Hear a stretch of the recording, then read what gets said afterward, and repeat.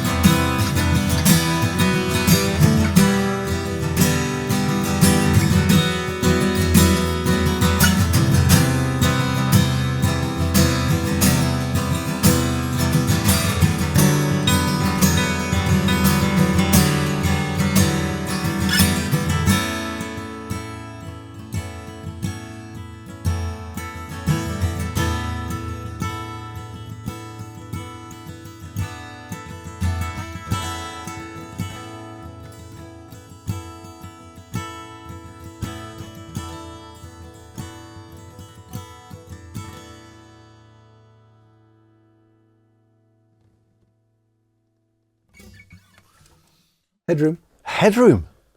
I was thrashing that there. That's what everybody says. Headroom on the Adirondack. But I'm not sure it's totally true. You've got a theory about this, right? I do have a theory. Hi everybody. Welcome to the show. Hi guys, how you doing? Sitting with two of our faves here. FYM60HD and a DYM6HD Yairi's. Just got this. Very high grade Adirondack tops, our 50-year plus seasoned Honduran mahogany. But man, I mean, it's just, they sound great, but you know, it's like, we were going to do a show about the difference in sound between this Dreadnought and that OM. Yes. And then we got talking about Adirondack. And then we got talking about Adirondack and spruce. And then that whole thing, like, that people think about Adirondack. And is it true? You know, saying it's got more headroom or it's denser or it's you know, stiffer or all that type of thing. Well, that was my thinking. That's what it seems like. Everybody says that, but I just feel as though it needs questioning somewhat. You know, it's like, if we start off with the basics, Adirondack is a spruce, it's a conifer, grows in the northeast of North America, so it grows upstate New York into Canada. Yes. New England. Yes. You have a story about that. And it's actually red spruce. I think it's Piscea rubens, I think is the Latin name. It's different to Sitka, which grows on the west coast. Adirondack is a relatively small, much smaller tree compared to Sitka. They grow to about anything from 60, 70 feet up to about 120 feet or something. Right, where Sitka can grow. An Adirondack, modern Adirondack, like the latest harvest, or this time of those forests, I think they grow at about 24 inches wide, which is not that big. No, it's not.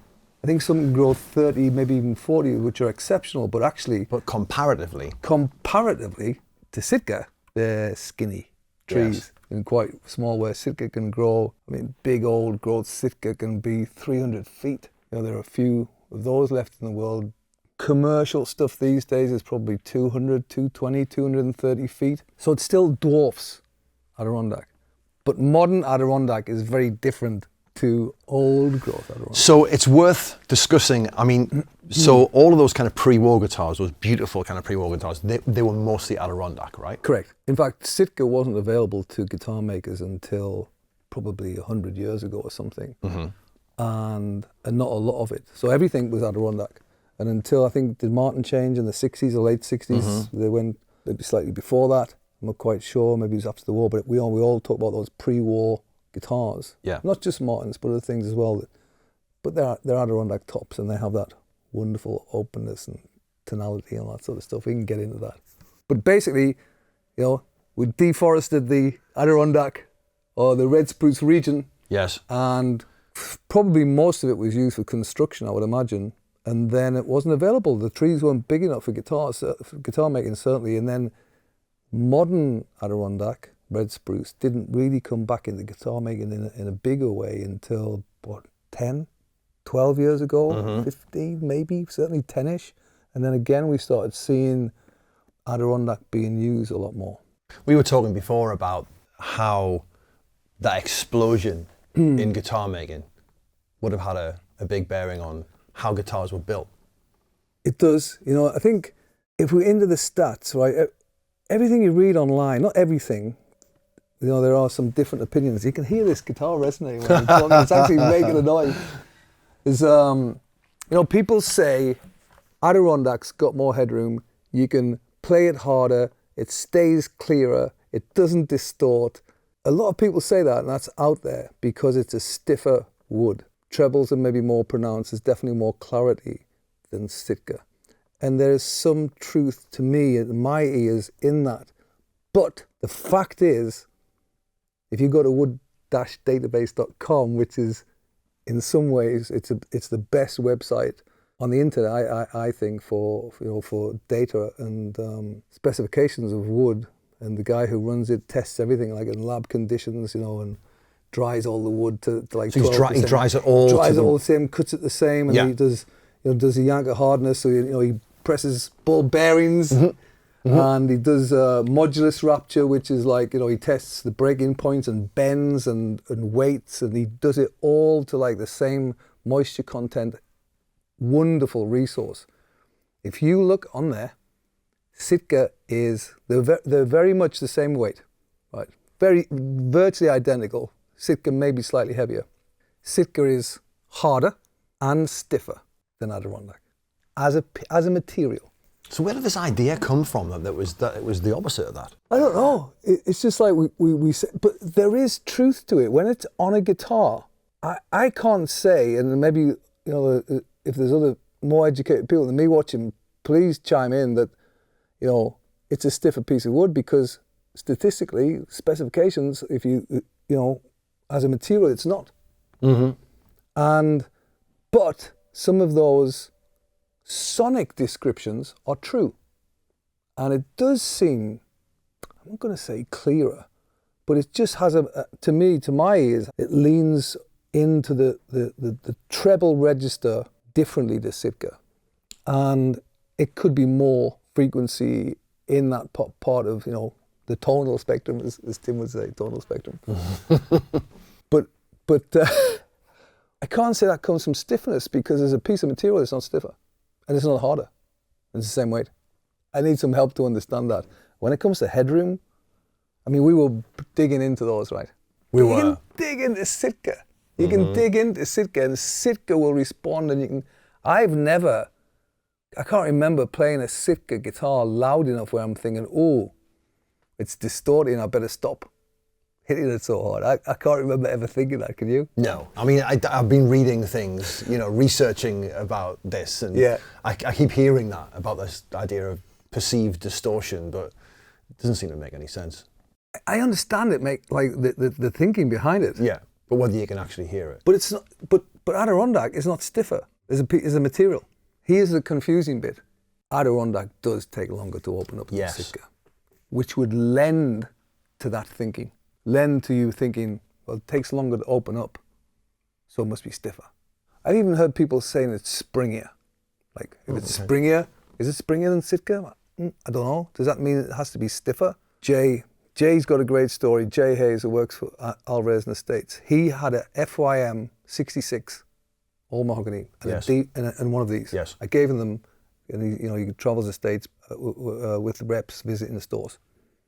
And he fell in love with the FYM60, which is all Honduran mahogany. Immediately, that was his perfect guitar. Yes. He absolutely adored it, and told thousands of people. That's right. He has it in his house. He has it in his house. Pride of place. And I also gave him one of these at exactly the same time. And he had that as his desk guitar, And he said, I'm not too sure about that FYM60, the Adirondack. It's a bit tight. I said, yeah, fair enough. You know, because the mahogany's been sitting in a great climate for 50 years. It's, it's old growth. But talk to him now, 2 or 3 years later, that's his favorite guitar. When it's opened up. So it's like, he's picked and he's played it many, many times, and all of a sudden, it has changed. And Adirondack does do that, no doubt, which would lead you to think it needs time to settle down. Is it harder? Is it stiffer? Yeah.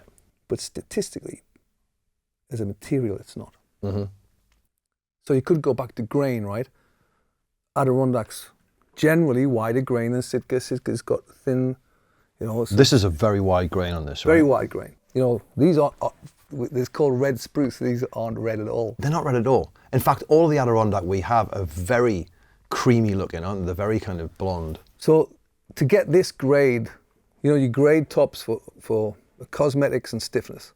We buy very high grade Adirondack. They're 4As. So cosmetically, they look very nice. So they're very light. They're very creamy and almost got sort of that really blondie sort of look to it, where Sitka's a bit more yellowish, sometimes brown, darker. But if you buy a lower grade piece of Adirondack, you will see colour in it. And you see colour in Sitka as well. Yeah. And often it's that pinky hue. Right. But you will see that, and that's certainly when you cut into an Adirondack, which I've never done, but I guess that's where the name comes from. There is some reddish, pinkish hues inside that wood.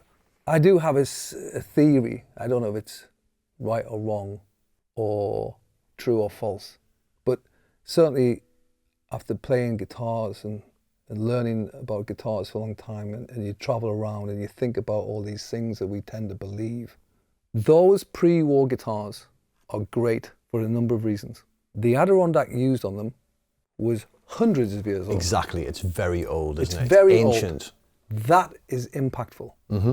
Secondly, they've been played for generations, decades. Tonewood loves to be played. It sounds better. We all know that, right? So they're settled in, they're open. All that vibration over decades of playing, right, is made it better. Maybe slightly controversial, I'll just throw it out there. Third reason is maybe guitar making changed. Acoustic guitar making completely changed because of the demand and popularity that it experienced, in my opinion. You had the first big acoustic guitar boom in the mid to late 60s, and all of a sudden that boom was so dramatic. Yes. Guitar making went from small workshops, or even large workshops, to factories. Small factories to begin with, and then they got bigger and bigger and bigger, and now we have these massive factories, acres wide. So guitar building pre-war, or certainly up to the 60s, would have been a kind of an artisan craft, right? There would have been more that way. Right. So say from the 60s to the mid 90s, late 90s, you had the acoustic guitar boom, the opening up of Asia and mass production. You had mass production in our industry starting in the USA. Then you had Japan opening up, making guitars. Korea then opened up. Then you had the 80s and the 90s, you had MTV Unplugged, which was another massive impact on acoustic guitar demand. And in that 30-year stretch, you went from workshops to these huge factories, selling instruments to a less educated market. Don't like saying that, but it's true. When I was young, I'd never heard of tonal response or bracing or scalloping or all the things that we know as a more educated consumers, musicians these days, right? That wasn't there. What was focused upon was meeting demand in those 3 decades where this instrument just absolutely, over several times became a craftsperson's product to a mass-produced factory-made product. And maybe there just wasn't much thought on bracing, woods, scalloping, tonal design, response. There just wasn't. It was all about meet demand, this is it. And I'm not saying that you can't have a good sounding 1970s or 1980s Martin or later Taylor or Gibson or even Yairi. But what I am saying is I've played many guitars from that era that are simply overbuilt. You put your hand inside and it's like there's ceiling joists in there. And but is that the sort of meet like sort of QC demands then? So like every guitar needs to be. You know, electronics came in. People started playing acoustic guitar more on stage, and the stages became bigger, and the auditoriums became bigger, and there was PAs or pickups, and then there was things like Ovation guitars, and you know, there was like Takamini's explosion because of their pickup, and it was just like the focus was something different, and it was about feeding the market quickly. Where pre-war, it's Artisan. You know, there's a story in Martin, and I'm sure it's very true, and it's about Scalloping. I don't know if it was first Mr. Martin, the second, but they would build a guitar and they would think, sounds a bit tight, or it's not loud enough, and they would go inside. Yeah. They would shave the braces, and that's where that scooping came from. It came from people readjusting. To try and make the top, drive the top more. I don't know how much they knew about it then, but it was certainly to make it louder and more expressive as an instrument. And maybe in that mass-produced era, we just stopped focus on it. It was about the guitar on stage. Like, even marketing has changed. Like, now it's not so much about the artist anymore. It's about, I've got AAA grade, I've got scalloped, 8mm bracing, 6mm tone bars, blood. Like, we all know this stuff, right? The consumers know this stuff. You go online, musicians can ream off masses of detail about guitar building. That didn't exist. And maybe we just, there's so many guitars I've played that are like built like tanks. There's no chance they can sound good because they're just simply overbuilt. But you go back to pre-war, it's old, it's made from great wood. When you put your hand inside some of those old guitars, man, they're built light. I'm thinking of actually a Gibson that felt the bracing. It was just so light, man. It's like almost shaved to a point. And we didn't do that for a long time. A lot of the imported guitars, because people are copying stuff and just guitars in the marketplace became overbuilt. It's a theory. And like now we have great sounding guitars, right?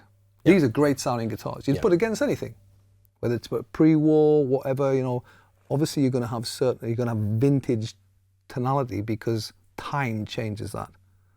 Or now we do torrefaction and we cook tops and try and replicate it. Yes. But those guitars were lighter generally than many things made in certainly 70s, 80s, 90s, where you've got ceiling joists inside. And there just wasn't any thought in it. So, we all pine for those instruments, but these days we're now back. People like Bob Taylor opened the door to how to make guitars. Yeah. Because it was like, this is how I'm doing it. This is how I'm doing it. I mean, and I'm using these machines. Yeah. And this is what the wood does, and this is what the neck. I've got these neck ideas, and then all of a sudden everybody started doing that. Yeah. And or others did. And then the internet comes along, and poof, we all start learning how to make guitars properly, or what we're looking for as a consumer. In shows like this. In shows like this, and people many become others. more aware. Yeah. So back to Adirondack. So what you said before, we're going to do this because I honestly can't tell you why, and I might be wrong, but I just can't sign up to this. It's stiffer. That's why it sounds different, and it's got more headroom. Right. And it's like, really? Like, can you hear that? So what we Is need your to do, Sitka distorting? So under kind of almost laboratory conditions, we need to properly A/B guitars. So we'll have to build identical guitars. So we'll build 2 rosewood, 2 mahogany. Yes. We'll weigh the braces. We'll choose the tops from dozens or whatever we need to. We'll try and make them exactly the same. Mahogany, 2 mahoganies, one with Sitka, one with Adirondack, and then we'll do the same for rosewood. Lab conditions. Get those mega DPA mics out. Flat picker. Plenty of volume. Get a great guitarist in, and we'll try and show the frequency response truly matched to different woods of what's happening. And let's see if we can prove if there's more headroom. And if there is, why? Because as material, it's not stiffer. And maybe somebody has the answer to this. Certainly controversial. Please tell us. Because I just can't sign up to that. I don't know why. I just can't sign up to saying. Well, it's going against the, forgive my pun, but it's going against the grain somewhat. It's going against the grain. The perceived wisdom is, or the handed down wisdom is the opposite of that, the polar opposite of that. So we'll try and improve it. Okay. Did you have an Adirondack story, by the way? No. You said something. Do you know why it's called Adirondack? I know it's from the I guess because the Adirondack Mountains. So the Mohawk people, Yeah. during times of the winter, Yeah. you know, food being scarce, as they used to use the bark of the tree for many things. You know, it was for textiles, it's for making homes, a whole bunch of obviously different things that they were using it for. And sometimes they would take the moisture from the bark and make medicine and a bunch of other stuff. They would resort to eating the bark of the tree. Yeah. Yeah. And in the sort of spoken Mohawk language, Adirondack literally means something like the tree eaters or those who eat the trees. Really? So the whole area was known as the Adirondack. And it wasn't just them, it was also the people up in Canada, you know, that was obviously all those, and that's why all those indigenous tribes. and that's why it's called Adirondack. Oh, those mountains are. That's why the mountains region's called that, because those who eat the trees. Love it. It's mad, right? Brilliant. It's fantastic. So we're going to try and prove it. It'll take a while. It'll take us like 6 months to make the guitars or something, but let's try and prove it. But some theory on why we all love the older guitars, some theory on Sitka compared to Adirondack. Headroom, is it true? We're going to find out. Thanks for watching. Cheers, guys. Thanks for watching. If you enjoyed this video, click the like button and consider subscribing to our channel. If you want to watch more videos like this one, click the video on the screen now.